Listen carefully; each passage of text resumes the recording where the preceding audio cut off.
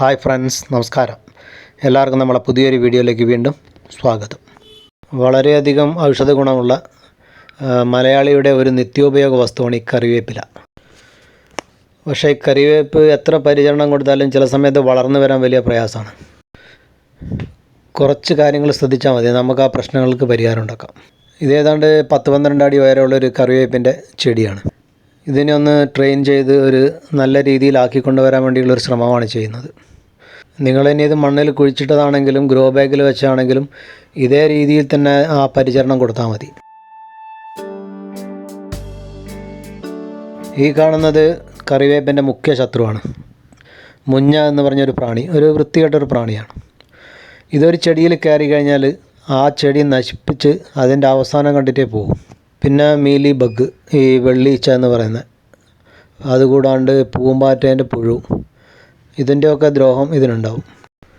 ഇവിടെ ഇപ്പം നമ്മൾ ആദ്യമായിട്ട് ഈ പുല്ലൊക്കെ ഒന്ന് വൃത്തിയാക്കുക, കാട് വൃത്തിയാക്കി പിന്നെ മണ്ണൊന്ന് ഇളക്കിയതിന് ശേഷം കുറച്ച് ഡോളോമൈറ്റ്, ഒരു 2 പിടി ഡോളോമൈറ്റ് വിതറി കൊടുക്കുക. അതിനുശേഷം നന്നായി നനച്ചു കൊടുക്കുക. നമ്മൾ ഏത് കൃഷി തുടങ്ങുകയാണെങ്കിലും ആദ്യം കുറച്ച് ഡോളോമൈറ്റ് ഇട്ട് കൊടുക്കുന്നത് നല്ലതാണ്. അത് മണ്ണിനെ ഒന്ന് റിഫ്രഷ് ചെയ്യും.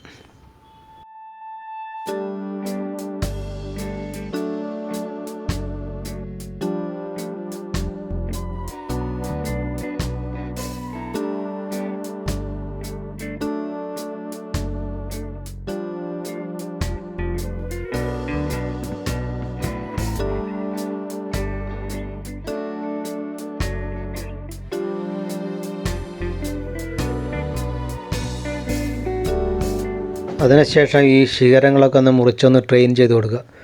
നമുക്ക് ഒരു 5 അടി ഉയരത്തിൽ അതിൻ്റെ ഇലകൾ വളരുന്ന തരത്തിൽ അവിടെ വെച്ച് കട്ട് ചെയ്ത് കൊടുക്കുക.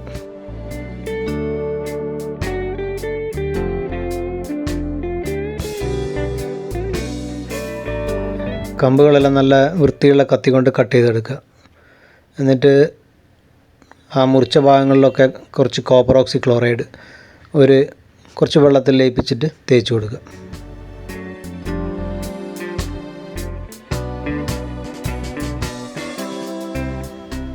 തടിയിൽ മുഴുവനായി തേക്കണമെന്നില്ല, ആ മുറിച്ച ഭാഗത്ത് മാത്രം തേച്ച് കൊടുത്താൽ മതി. ഒരു പ്രൊട്ടക്ഷനാണത്. ചുവട്ടിലിങ്ങനെ കുറച്ച് ചകിരി കമഴ്ത്തി വെച്ച് കൊടുക്കുന്നത് നല്ലതാണ്. ജലാംശം കൂടുതൽ സമയം നിലനിൽക്കും. പിന്നെ കുറച്ച് ചാണകം, ചാരം ഇതെല്ലാം ഇട്ട് കൊടുക്കുന്നുണ്ട്. എല്ലാ ദിവസവും ഒരു നേരം നനച്ചു കൊടുക്കണം.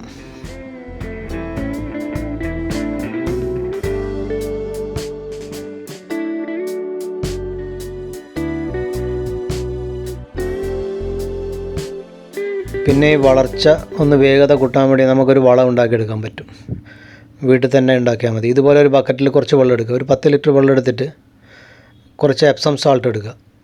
ഒരു 10 ഗ്രാം ഇട്ട് കൊടുത്താൽ മതി. മഗ്നീഷ്യം സൾഫേറ്റ് വെള്ളത്തിൽ നന്നായി ലയിച്ചോളും. അതിനുശേഷം ഈ കിച്ചണിൽ നിന്നുള്ള വേസ്റ്റ്, ഈ ഓറഞ്ചിൻ്റെ തൊലി, പഴത്തിൻ്റെ തൊലി, ചെറുനാരങ്ങയുടെ ഒക്കെ തൊലി ഇങ്ങനെ ഫ്രിഡ്ജിലൊക്കെ ഉണങ്ങി കിടക്കുന്നുണ്ടാവും, അതെല്ലാം എടുത്ത് മുറിച്ചിട്ട് ഇട്ട് കൊടുക്കുക. പിന്നെ ഈ പച്ച ചെറുനാരങ്ങൻ്റെ തൊലി, അത് പിന്നെ മുട്ട തോട്, അതൊക്കെ ഒന്ന് പൊടിച്ചിട്ട് ഇതിനകത്ത് ഇട്ട് കൊടുക്കുന്നത് നല്ലതാണ്. എന്നിട്ട് നന്നായി ഇളക്കിയിട്ട് മൂടി വെക്കുക. ഒരാഴ്ച കഴിഞ്ഞ് അതിൻ്റെ വെള്ളം മാത്രം ഒരു പാട്ട കൊണ്ട് കോരിയെടുത്ത് 1-2 പാട്ട വെള്ളം മുക്കിയെടുത്തിട്ട് ഇതിൻ്റെ ചോട്ടിൽ ഒഴിച്ചു കൊടുക്കുക. അതിനുശേഷം സാധാരണ നനവ് കൊടുക്കുക.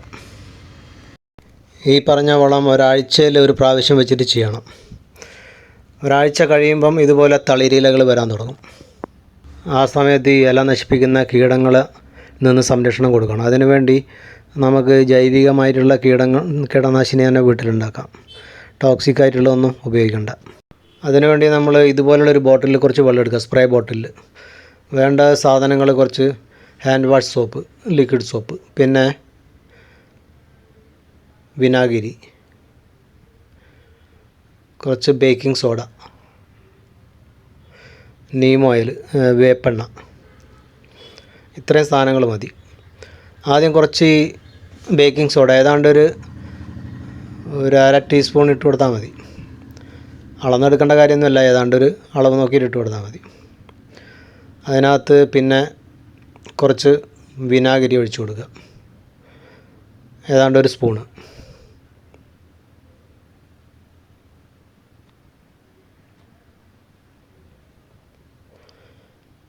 ഈ ഹാൻഡ് വാഷ് സോപ്പ് കുറച്ച് ഒരു സ്പൂൺ അതും.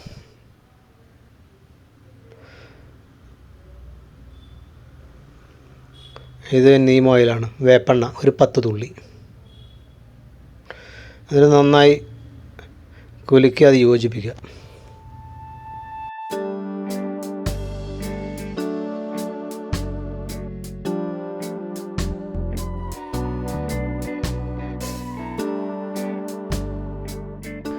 ആ ഇല വളർന്നു വരുന്ന സമയത്ത് ഒരു 3 ദിവസത്തിലൊരു പ്രാവശ്യം വെച്ച് ഇതുപോലെ ചെയ്തു കൊടുക്കുക.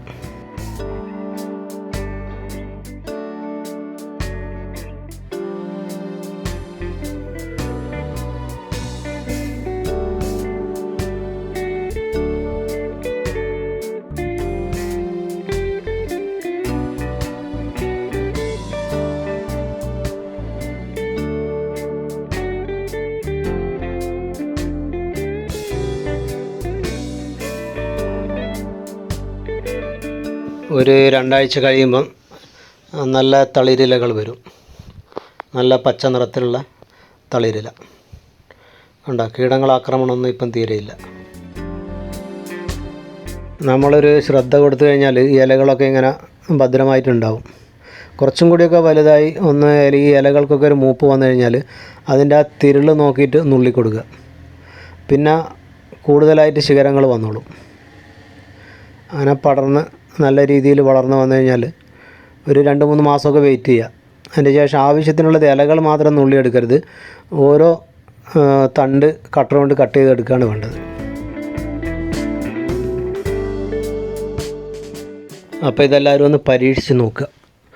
അപ്പം വീഡിയോ ഇഷ്ടപ്പെട്ടെങ്കിൽ ലൈക്ക് ചെയ്യാൻ മടിക്കണ്ട. കൂട്ടുകാർക്കെല്ലാം ഒന്ന് ഷെയർ ചെയ്ത് കൊടുക്കുക. അങ്ങനെയാണെങ്കിൽ ഇതുപോലെയുള്ള ചെറിയ ചെറിയ വീഡിയോ നമുക്ക് വീണ്ടും കാണാം. ഇത്രയും നേരം വീഡിയോ കണ്ടുകൊണ്ടിരുന്ന എല്ലാവർക്കും നന്ദി. Okay, by.